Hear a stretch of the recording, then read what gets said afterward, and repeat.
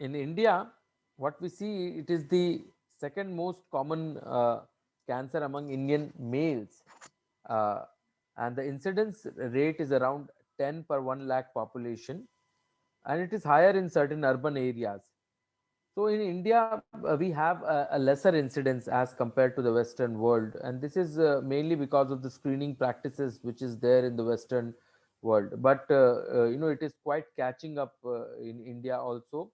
And what we see in India is that we face diseases which is more common in the younger population, diseases which have a higher Gleason score, and diseases having a higher visceral involvement.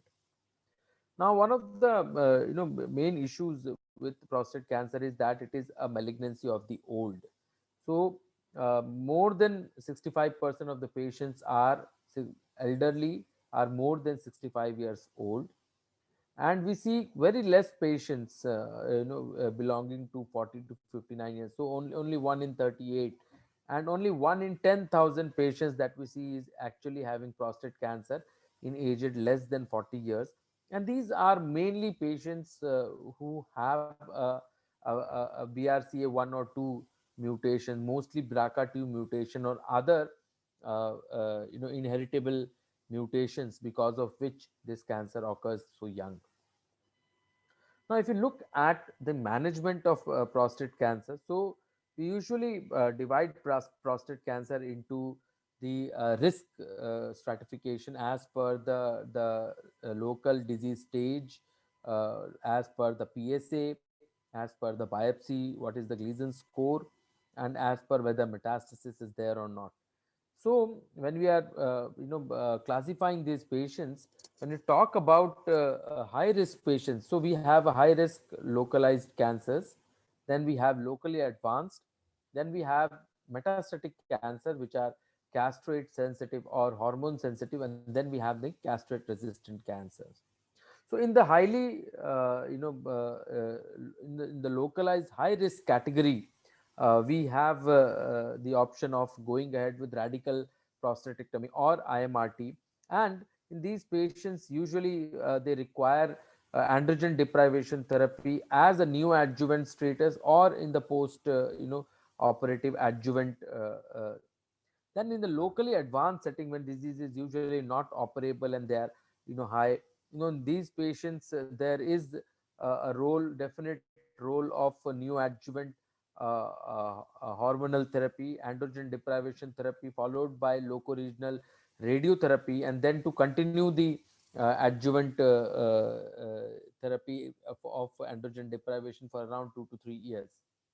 Then in the metastatic hormone sensitive setting also, nowadays we have a lot of treatment options. In a low disease bulk patients, radiotherapy can be given, and patients have the option of androgen deprivation therapy alone.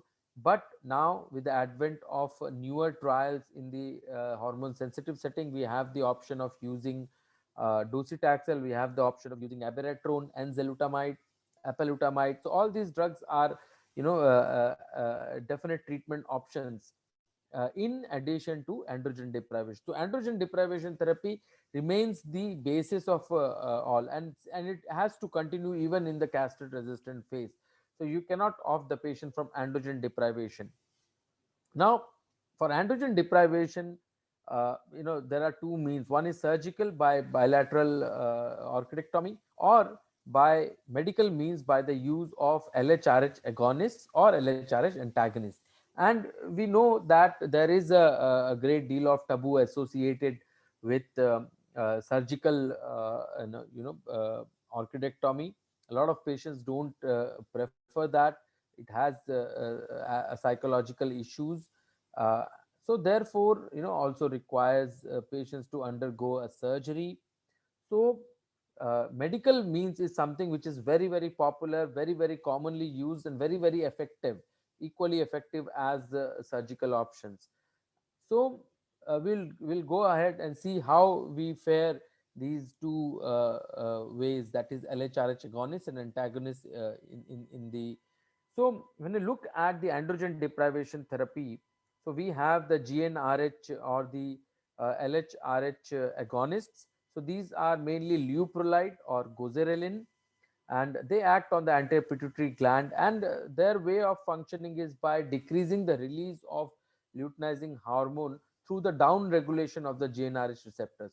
So because of these agonists, there is hyperstimulation, and then the receptors undergo, and there is a feedback, negative feedback mechanisms, and then there is a decrease in the LH release. So this is the main mechanism. Whereas if you go by GnRH antagonists, that is Abarelix or Degarelix, they also act on the antipituitary, but they directly inhibit the GnRH receptors. So they have a direct action. Apart from that, there are other drugs which are a part of the hormonal therapy in prostate cancers, like the adrenal abating drugs like ketoconazole, which is usually used something as a last means, usually in patients who do not have many options of treatment left, and it's not a very commonly used. It is a toxic form of treatment, has a lot of toxicity on the bone marrow. Then we have the androgen receptor antagonists, that is the bicalutamide, flutamide, nilutamide, and the newer, stronger apalutamide and enzalutamide, which directly inhibit the androgen receptors. And we have the 5 alpha reductase inhibitors, that is finasteride, which is usually decreases the conversion of testosterone to dihydrotestosterone, usually not so relevant to be used in prostate cancer. But 17 alpha hydroxylase, that is the drug used to the enzyme which is used to form testosterone. So 17 alpha hydroxylase inhibitors, more commonly what we know as abiraterone, is also commonly used as one of the hormonal manipulations. Now, going ahead to know the difference between the LHRH agonist, that is goserelin, versus the degarelix. So we can see here these are the pharmacokinetic differences, and goserelin usually, the T max, that is the time that it takes in order to have highest concentration, is around 15 days. So it's a very quick acting drug, and even Degarelix also has a Tmax of around 40 days. And if you talk about the long acting gozerelin, so they have a very long duration of action. And that is one of the main reasons why we can give Degarelix every 3 monthly, but gozerelin every 3 monthly. But Degarelix is something, because of its shorter duration of action, requires monthly administration. Both the drugs have a very good, sort of AUC, that is the bioavailability, and the clearance of gozerelin is mainly by, very fast. But one of the most important points also is that the degarelix is 90% plasma protein bound, whereas gozerelin has around 20 to 30% plasma protein binding. So if patients are having albumin deficiency, having a hypoproteinemia, then degarelix may not be that effective. There may be higher toxicities, there may be more free degarelix available. So these are issues in patients who are critically ill and not well. Talking about the dosing and administration, so we all know Zoladex, age-old molecule, has been going on since more than a decade. It is available both in a depot 3.6 milligram once monthly and at 10.8 milligram, 3 monthly formulation. It is a pre-filled syringe for subcutaneous injection and a very safe, method of administration. Single step delivery, minimal administration time. The implant, that is there, helps in a gradual release over the time of 3 months. And there is a very good, safe serum system which is involved to prevent needle stick injury also. And since it is not a liquid injection, there is also no need to displace air bubbles. So quite an ease of administration with gozerelin. Regarding Degarelix, we all know it has a loading dose of 240 deep subcutaneous injection, which is followed by 120 milligram every monthly. And the first 240 injection is actually has to be given in two injections of 120 milligram each, which is followed by an 80 milligram once monthly maintenance. So this is the one of the main drawbacks, because the ease of administration is not there with Degarelix. It requires frequent every monthly dosing. The time for injection reconstitution is higher. So patients are not able to take this injection themselves at home, and there is a definite inconvenience, because in the first time it requires two injections to be taken rather than a single injection. Talking about the efficacy evaluation, so these are the three main studies which looked at the differences in efficacy, and I would shortly go into them. So Sun et al. 2019 data, they compared Degarelix versus Goserelin in all stages of prostate cancer. The inclusion criteria was patients must have a PSA of more than 2 and a testosterone level of 1.5 nanogram with a life expectancy of more than 1 year. The primary endpoint of the study was the treatment difference for testosterone suppression, and they could find that the testosterone suppression of less than equal to zero point 0.5 nanogram per ml, this treatment difference was there only in 3.6% patients. So there is hardly any efficacy difference between the two drugs. They also looked at the secondary outcomes of clinical probability of having testosterone less than zero point 0.5 nanogram per ml, which was more than 95% in both the arms, no significance difference. Clinical probability of no PSA failure, which was 82.8% with Degarelix, with 73% with this. So this was also not statistically significant.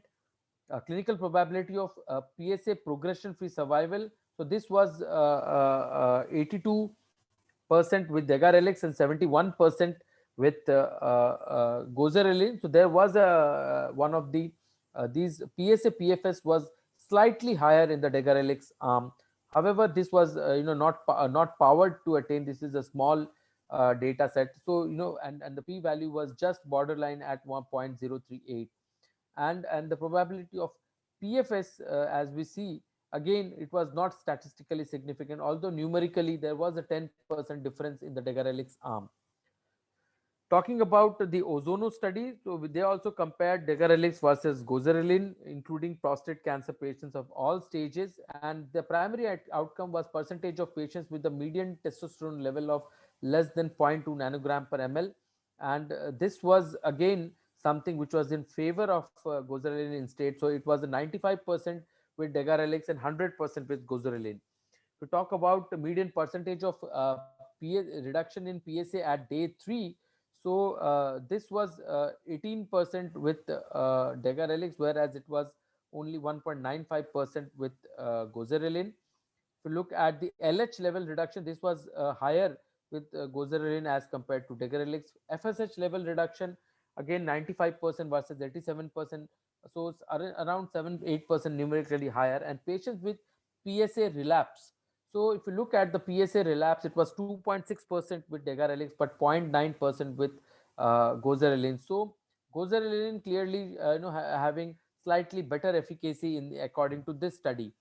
And if you talk about the Anderson et al. Study, that is in 2013, so they also looked at Degarelix plus bicalutam against Gozerelin plus bicalutam. It's very small study subset, but again, the primary endpoint of IPSS score, that is the functional score of urinary symptoms. If you look at the decline by more than 3 points, so in the Degarelix arm there was a slightly higher decline of the score, and the patients were having a better symptomatic relief. But if you look at the mean percentage of PSA level, again 92% with Degarelix, 97% with Gozerelin. So if you look at all the studies, what we can interpret is that all the direct comparison trials were open label, included different stages of prostate cancer patients, and were primarily designed to prove that Degarelix is non-inferior to Gozerelin. And the overall treated population show that there is a very comparable reduction in the PSA level as well as in the testosterone levels in both the arms in most studies, as well as in the prostate volume reduction. Now, patients on Degarelix usually in most studies have shown a faster decline in the testosterone and the PSA level. However, the higher number of Gozerelin treated individuals received a reduction in the testosterone level. So it is almost 100% in the ozone study. So there is the number of patients who have had advantage is much higher. Degarelix could not prove non-inferiority for the co-primary endpoints of testosterone reduction. And most of these RCTs, they compared the 1 monthly formulation of both the drugs, and there were studies which looked at the 3 monthly formulations of Degarelix also, which is an unlicensed dose yet. So if you look at all these studies, these all studies have inherent limitations in the study design, conduct, statistical analysis, and what we can safely conclude that there is no conclusive evidence to say that one drug is superior to another so far as efficacy is concerned. What we usually consider is that both the drugs are equally efficacious, and where Degarelix may prove advantageous is only in the fewer situations where there is an impending crisis or an impending spinal cord compression, where Goserelin, if you give alone, may lead to a slightly increased flare phenomenon, whereas this flare phenomenon is something which is absent with Degarelix. And if you are giving androgen receptor blockers, then these flare may not happen with Goserelin also. So apart from this in a situation where there is a impending cord compression or an impending crisis where you are fearing the flare reaction, I think there is no advantage to Degarelix, considering even the cost and the multiple administrations and all. Looking at a change from the gonadotropin releasing hormone antagonist to gonadotropin releasing hormone agonist. So sometimes we start them on Degarelix, but then the cost is higher, requires multiple administrations every monthly, and patients may want to change to Goserelin. So again, does it really impact the oncological outcome? So this was the study that looked at this, and the study clearly showed that the overall 5 years survival was statistically superior if you change it from an antagonist to agonist as compared to continuing the agonist. So this is something also very thought provoking, and this is something that we actually do in the practice sometimes, considering starting on Degarelix to avoid the flare and changing to more comfortable Goserelin. And this retrospective study actually showed a better overall survival with such a strategy. So changing from Degarelix to Goserelin is something which may add overall survival advantage to your patient, and something which is safe and doesn't affect the oncological outcome. Talking about the safety and the side effects, so injection site reactions is something that is a local reaction that we often see, and this is something which is very less, very uncommon with Goserelin. It is been less than 1% across all studies. So but with Degarelix, something which is really concerning is formation of certain anti-Degarelix antibodies, which may be seen in up to 10% of patients and may lead to certain local rash reactions like rash, subcutaneous bleeding, nodules, and all this is there. So this is something slightly higher in the Degarelix as compared to Goserelin. If you look at a head-to-head comparison, so only Degarelix group has been shown to actually have a local site reactions in terms of pain, erythema, and swelling. And there has been a phase 2 study which showed that the Degarelix treatment group had a significantly higher number of local site reactions as compared to Goserelin. So looking at this, higher local site reactions and higher number of drug administration, so something more distressing to our patients, and this has to be sort of looked into very carefully when you are prescribing antagonists. Talking about cardiac safety, so again, cardiac safety is something that has been a controversial issue when we look at both Degarelix and Goserelin. And if you look at this study of this phase 3 study that looked at the efficacy and safety of Degarelix in patients with prostate cancer. So this study showed that the incidence of treatment emergent adverse events were higher with Degarelix as compared to Goserelin. So this was 76% as compared to 58% only. And there were 13 discontinuations due to adverse events, 4 in the degarelix arm, whereas 9 in the goserelin. However, none of these were assessed due to treatment related.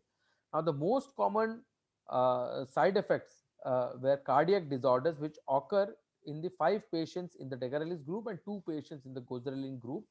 And the 2 patients, also received degarelix had increased PSA levels.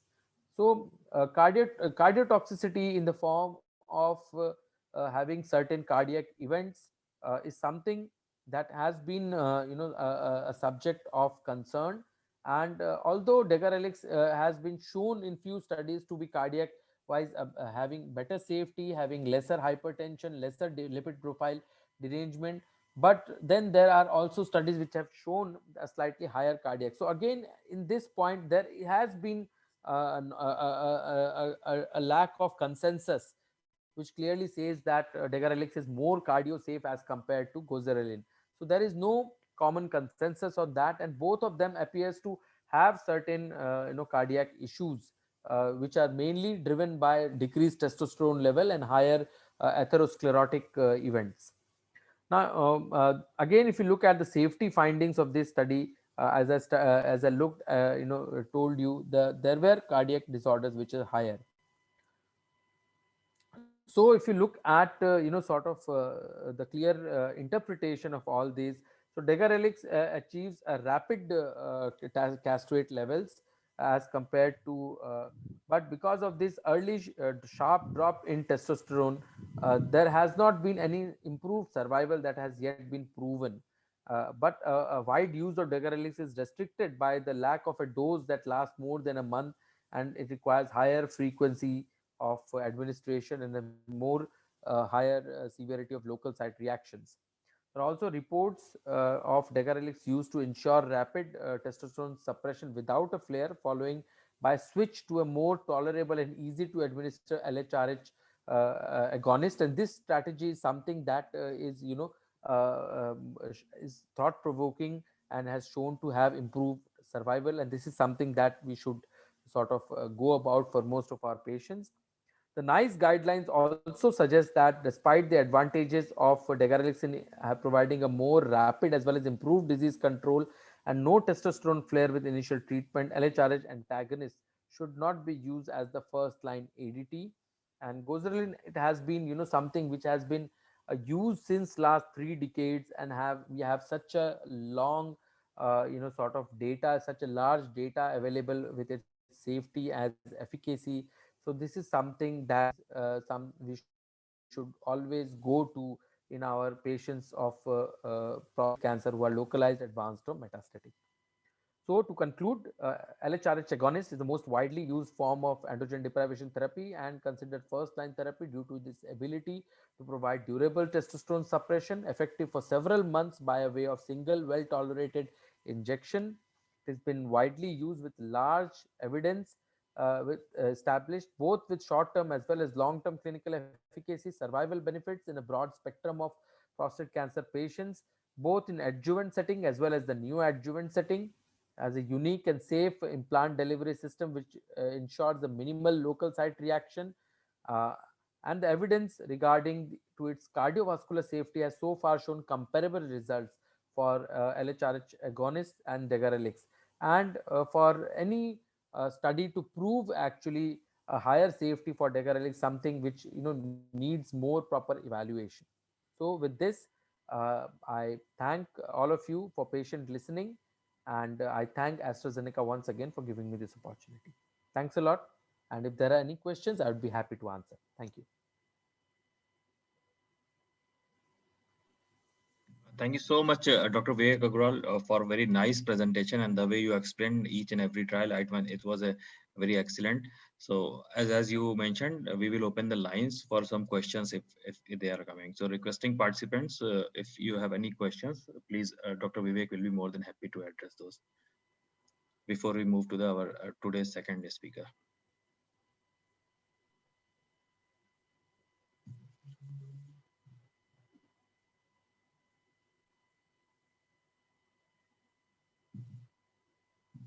Yeah, I think there are no questions. Uh, let us go to the second part of the program. Yeah, thank you so much, sir. So once again, thank you so much for very nice presentation. And sir, with your permission, we will be now moving to our today's second speaker, Dr. Suman Malik, sir. Sir, I have already joined. So, sir, will you be able to present or upload the slides from your side, or should I upload on your behalf, sir?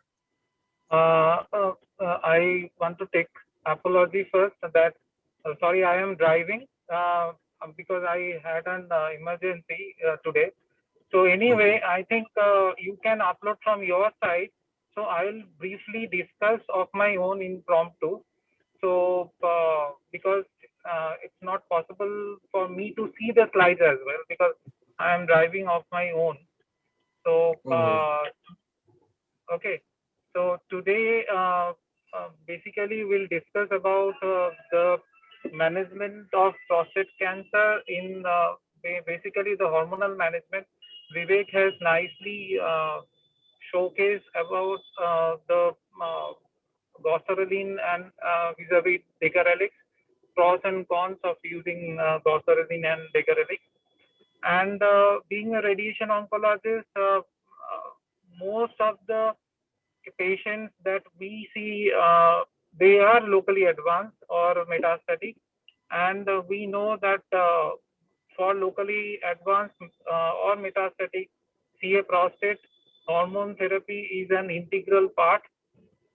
And for hormone therapy, when we say it's either intermediate risk or high risk, probably the best possible evidence that we have that is with goserelin. And now we are going through a situation like COVID situation, where even for high risk and intermediate risk, there is significant role of hormone therapy because for elderly patients, we always try to reduce the hospital attendance of the patients to reduce the exposure to COVID. So for those reasons, we have modified some of our protocols. So like low risk prostate, usually we are now trying to uh, do the surveillance in most of the time or surgery to have a lesser hospital attendance. For intermediate risk group, as we all know, usually we divide as a favorable group and unfavorable group. For favorable group, usually we offer radiotherapy or surgery, and we avoid hormonal therapy in favorable group because we all know that there are certain risk factors for using hormones, for especially cardiovascular risk. And for unfavorable group, we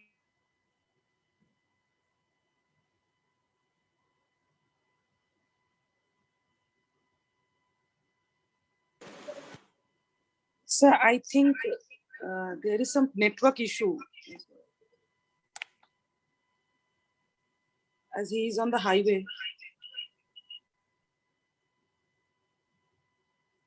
use 6 months.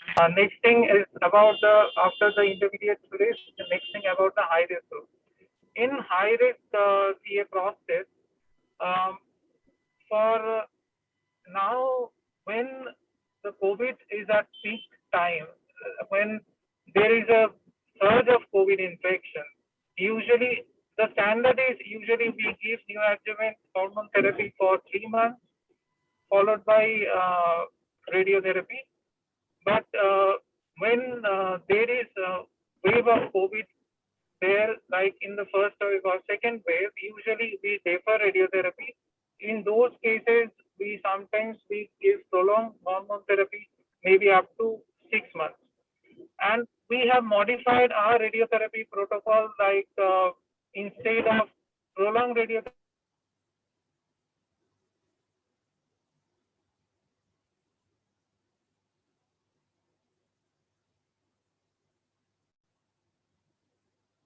protocol instead of prolonged radiotherapy protocol, we prefer using SBRT now because we now there are good evidences that yes, SBRT is as good as other hypofractionated protocols, and it can be safely offered if you have image-guided radiotherapy facility.